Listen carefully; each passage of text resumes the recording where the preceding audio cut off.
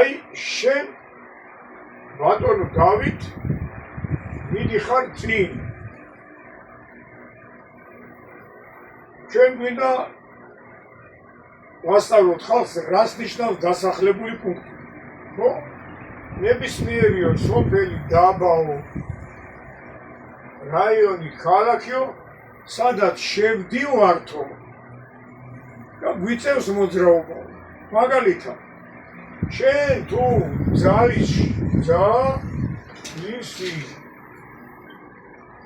შედიხარ და უნდა გაიარო ძალისი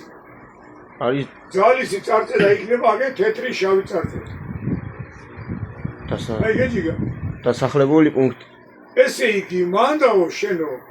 ამერიკელი ხარ ინგლისელი ხარ და ეხლა მიდიხარ ძალიში არის უხრანში შენო აქ ორი კანონი უნდა დაიწო პირველი 60 კილომეტრიო საათშიო მეორე ხმოვანი სიგნალი არ მისცეო ეს იქნება ძალისი მუხრანი ლონდონი პარიზი პეკინი თბილისი თუ რაც გინდა იყოს არ მისცე მაგრამ მეორე ქვემოთ როა ლურჯი ურჯანი მაგასაც ხო ქვია დასახლებული პუნქტის დასაწყისი მან უყურე მან ეს ორი კანონი არ ვრცელდება აიგე ეხლა ჩვენ ძალიში არ შევდივართ მაგალითად ჩაუვლით გვერდზე აგე საგურამოს რასთან მოდიხარ თბილისში მარჯვენა მხარეს საგურამო გიწერია ლურჯა მაგრამ საგურამო მარჯვნივ ვარ ჩვენ მივდივართ აგე აზბეკში და